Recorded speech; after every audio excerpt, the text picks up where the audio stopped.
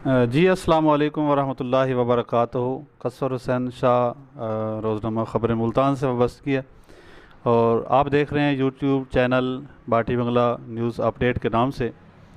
तो आज हमारे साथ कुछ अहम तरीन शख्सियात मौजूद हैं। जनाब मलिक अलादीता भुट्टो साहब, उनके साथ हैं हमारे काबिल कदर बिरादर जनाब मार सकलैन अब्बास जक्खड़ साहब, उसके साथ मखदूम अलारखा शाह साहब और रॉ इमरान कदीर साहब सराज सदू से बिलोंग करते हैं। शोबा टीचिंग से आपसे वाबस्तगी आपकी, और जनाब मोहम्मद मुजम्मिल जोया साहब शोबा टीचिंग से आपकी वाबस्तगी है। तो आज के व्लॉग में हम थोड़ी सी डिस्कस करने जा रहे हैं मौजूदा सूरत अहवाल के हवाले से मुल्क की, क्योंकि महंगाई बहुत ज़्यादा है और आवाम बहुत ज़्यादा परेशान है। गर्मी भी ऊपर से, सूरज जो है ना वो अंगारे बखेर रहा है, और इस वक्त इसी सिचुएशन के हवाले से हम दोस्तों से इस व्लॉग में बात करना चाहेंगे कि आया कि क्या सिचुएशन है हमारे मुल्क की और महंगाई के हवाले से क्या सूरत अहवाल है, और लोग किस कदर आज के इस महंगे तरीन दौर के अंदर किस तरह नवाला खा रहे हैं, खाना खा रहे हैं, और लोगों को आया कि क्या रोज़गार फराहम किया जा रहा है या नहीं किया जा रहा। क्योंकि इस वक्त बरसरे इक़्तिदार जो पार्टी है वो नून लीग है, जिसकी हुकूमत है। पाकिस्तान के प्राइम मिनिस्टर जनाब शहबाज शरीफ साहब और सीएम पंजाब जनाब हमज़ा शहबाज साहब, जिनको बहुत से चैलेंजेस का सामना करना पड़ रहा है। और अभी तो एक नई सिचुएशन पैदा हो चुकी है। पाकिस्तान तहरीक इंसाफ के MPAs, जिनको सुप्रीम कोर्ट ऑफ पाकिस्तान ने उनको मुनहरफ अरकान को नाअहल करार दिया है, क्योंकि वो इस वक्त वोट कास्ट नहीं कर सकते, अपना वोट शुमार नहीं करवा सकते, किसी को नहीं दे सकते। पार्टी के साथ मुनर्रफ होने की वजह से कानूनी नुक्ता नज़र से जो सुप्रीम कोर्ट ऑफ पाकिस्तान ने अपना फ़ैसला सुनाया है कल, तो इसके बाद सिचुएशन देखने को मिलेगी कि क्या प्रेजेंट सिचुएशन है, क्या सूरत हाल बनती है। और हुकूमत को बहुत ज़्यादा इस वक्त दलदल में फंस चुकी है। महंगाई की वजह से एक बहुत बड़ा चैलेंज है। हर ज़ुबान, हर देखती आँख ये सवाल कर रही है कि पाकिस्तान किस मोड़ की तरफ जा रहा है, किधर जा रहा है, क्या बनेगा आने वाले वक्त के अंदर।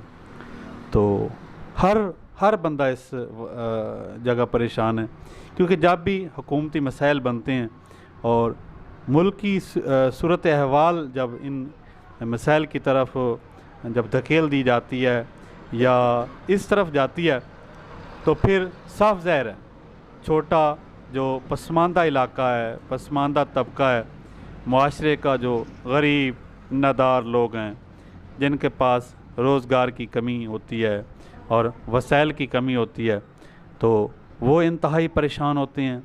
तो उनके पास वसाइल नहीं होते, वो इंतहाई टेंशन का शिकार होते हैं। तो इस सिचुएशन के अंदर हम बात करेंगे हम अपने काबिल कदर बिरादर जनाब मलिक एडी साहब से।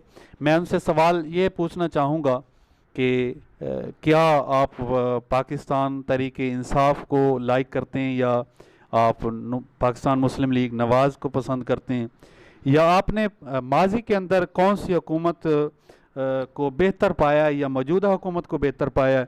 महंगाई के हवाले से क्या अपना तख़य्युल पेश करेंगे।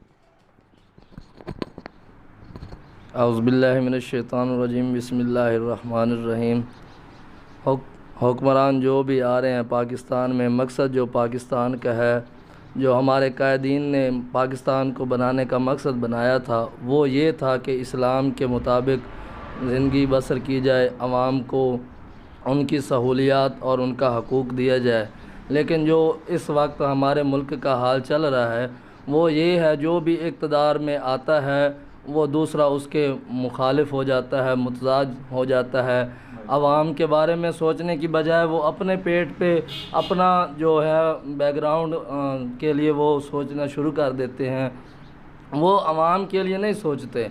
जनाब सदर आसिफ ज़रदारी साहब आए थे तो उनके इक़्तिदार में जब था तो उनके मुखालिफ थे। जब उनके बाद दूसरा नवाज़ शरीफ साहब आए तो उनके मुखालिफ इमरान ख़ान साहब आए थे। उन्होंने कहा जी मैं ये करूँगा वो करूँगा। उन्होंने अपना इक़्तिदार संभाला, 3 साल 4 साल जो उन्होंने लगाए, उन्होंने बहुत अच्छे काम किए, हम सब उनको लाइक करते हैं। लेकिन उन्होंने जो सबसे भी छोटा तबका है, हम अपने बारे में कहेंगे कि क्योंकि हम गरीब हैं तो इंसान एक वक्त की रोटी के लिए तरस रहा है, कोई खाने के लिए तरस रहा है, कोई किसी चीज़ के, कोई पानी के लिए भी तरस रहा है। तो ये एक दूसरे के इक़्तिदार में अपोजिट चल रहे हैं। इमरान ख़ान साहब पहले थे तो वो यही जलसा वगैरह करते रहे अपने कंटेनर पे इधर उधर, और इनको हटा के अपनी हुकूमत में बहाल किया। लेकिन उन्होंने भी आवाम के लिए कुछ नहीं सोचा। अब नून लीग की बारी आई, शहबाज शरीफ साहब, पहले नवाज़ शरीफ साहब थे तो उन्होंने भी कुछ नहीं सोचा और वो लंदन चले गए। वो अपने एसी रूम्स में अपनी हर चीज़ में अपनी मुहैया करके वहाँ अपने बच्चों के साथ खुशहाल हैं।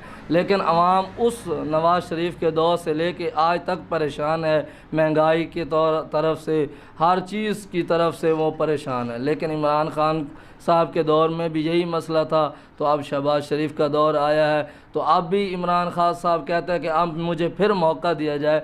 जब उन्हें 3 साल 6-7 माह मिले थे तो उन्होंने आवाम के बारे में कुछ नहीं सोचा। अब ये आए हैं तो हमारा पैगाम मैसेज ये है कि सबको नबी अकरम सल्लल्लाहु अलैहि वसल्लम के मुताबिक मुसलमान का भाई है, पाकिस्तान सब का है। कायदीन ने, कायद-ए-आज़म मोहम्मद अली जिन्ना ने ये कहा था कि हमें एक अख़ुवत बनकर पाकिस्तान चलाना है। ये नहीं कि ये गलत है, ये लूट रहा है, ये चोर है, ये डाकू है तो मैं साफ़ हूँ, कोई नहीं है। हमें अब नवाज़ शरीफ साहब, शहबाज शरीफ हैं तो इमरान ख़ान साहब का ये है कि अपना इनके साथ इत्तफ़ाक़ मोहब्बत के साथ मिलकर पाकिस्तान को चलाएं, गरीबों के बारे में सोचें, पाकिस्तान की मईशत के बारे में सोचें। जो चोलिस्तान में गरीब, उनके जो भैंसें बकरियां वगैरह प्यास पानी की किल्लत की वजह से सुकड़ रही हैं और वो अपनी जान दे रही हैं, और वहाँ पे पानी की इतनी किल्लत है, जो इतना इमरान ख़ान साहब ने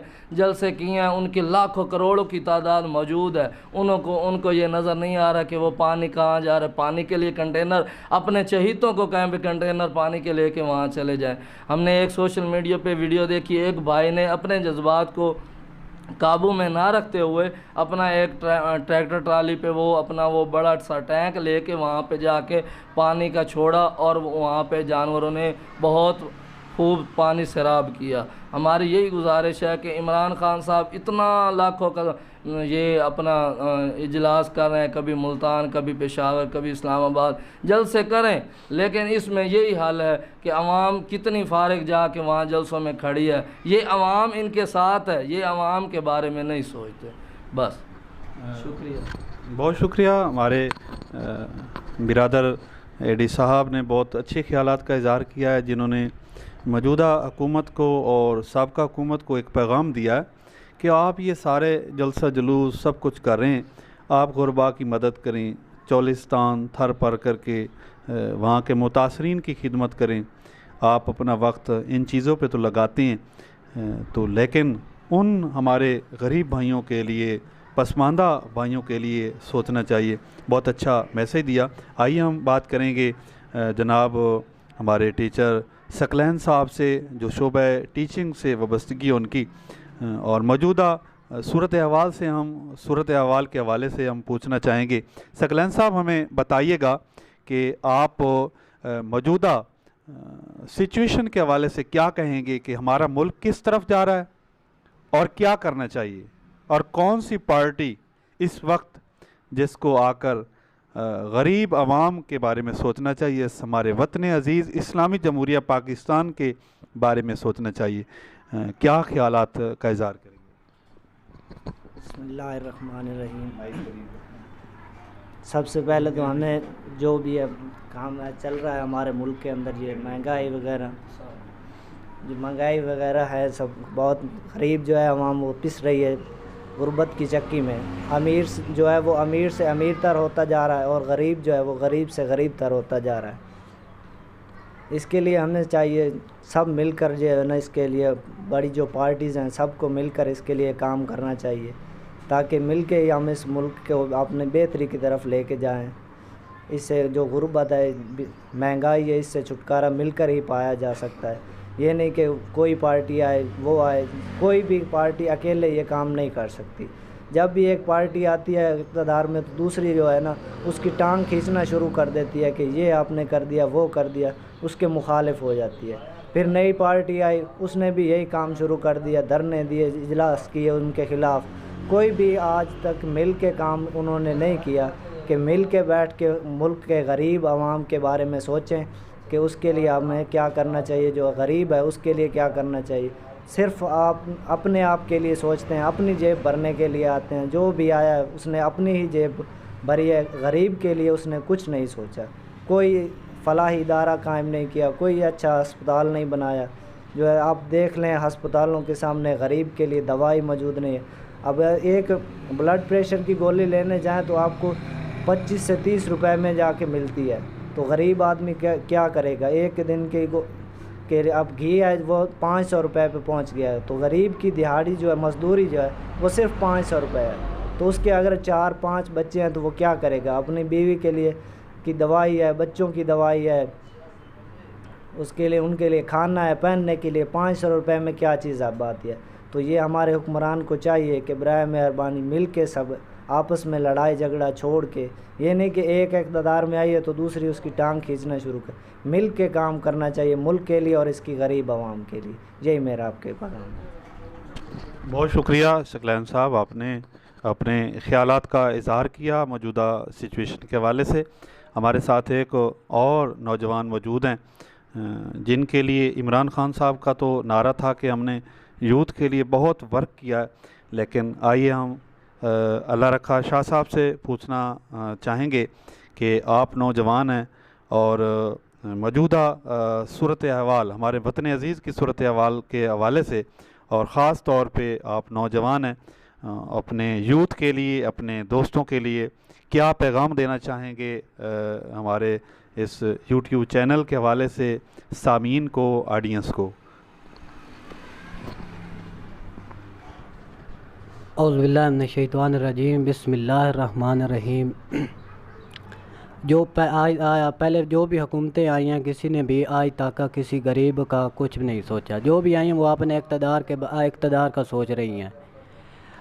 पहले इमरान खान आए, वो ये अपने दौर का सोचते रहे, कहते थे हम आएंगे, हम गरीबों का साथ देंगे और नीचे जो कौम बड़ी है इनको ऊपर लेकर जाएंगे, लेकिन आज तक किसी ने ये नहीं किया। और उसके बाद ये आज शहबाज शरीफ आए हैं, वज़ीर आज़म पाकिस्तान, वो कह रहे थे हमारा इतना एक्सपीरियंस है, ये डॉलर को इतना ऊपर ले गए हैं, ये मुल्क का बेड़ा गर्क कर रहे हैं, लेकिन इनसे भी महंगाई कंट्रोल नहीं। डॉलर देख लें, ये 250 पैसे पे चला गया है, लेकिन जो गरीब तबका है वो नीचे से नीचे जा रहा है। इसलिए सबको चाहिए मिल बैठकर गरीब आवाम का सोचें और देखें कि आवाम कहाँ से कहाँ जा रही है। हमारे जो मुल्क के हालात हैं वो बेहतर ख़राब से ख़राब होते जा रहे हैं। गरीब जो है वो नीचे ही जा रहा है, जो ज़िम्मेदार है वो ऊपर जा रहा है। ये बड़े लोग हैं वो अपने घर वो सियासत में ऊपर जा रहे हैं, जो गरीब हैं उनका बेड़ा गर्क हो रहा है। लिहाजा चाहिए सारे को कि मुल्क का मिल बैठ कर इसका सोचना चाहिए।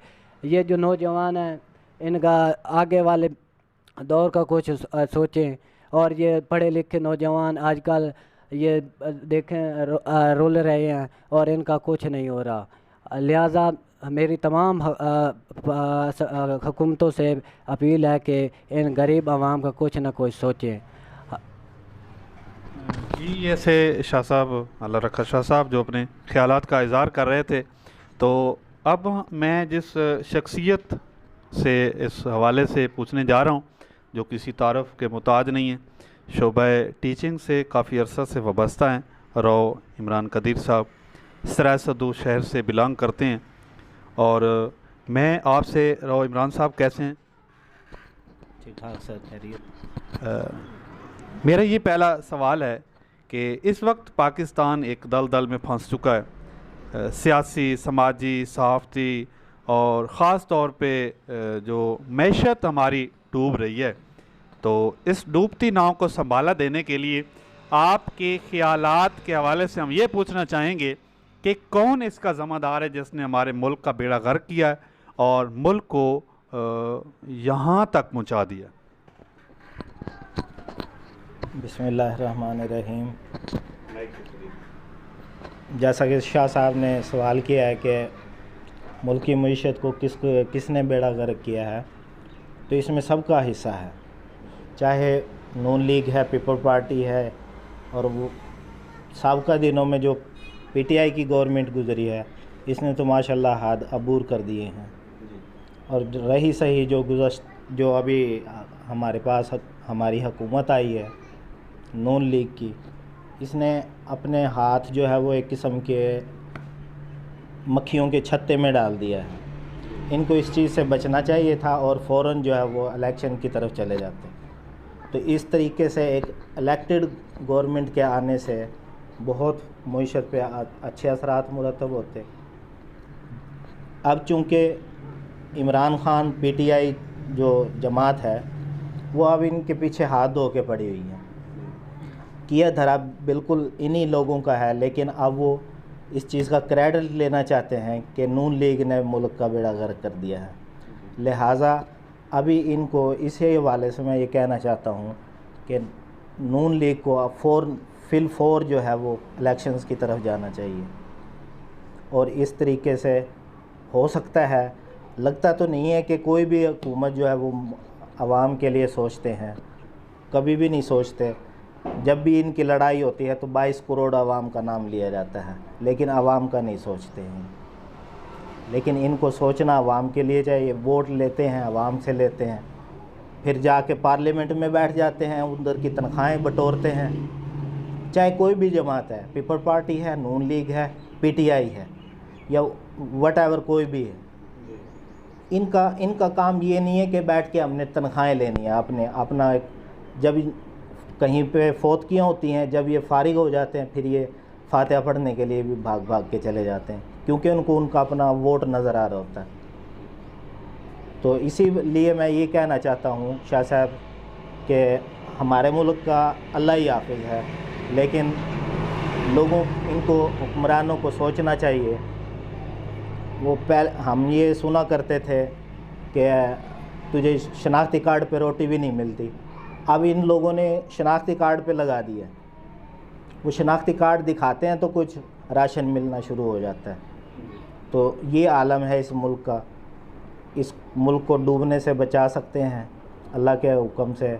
हमारा औलिया कराम का एक मुल्क है, यहाँ पे औलिया कराम के मज़ारात हैं, उनके वसीले से अल्लाह ताला ने इस मुल्क को बड़ी ताकत और हिम्मत और एक किस्म का अल्लाह ताला ने एक ख़जाने से नवाजा हुआ है।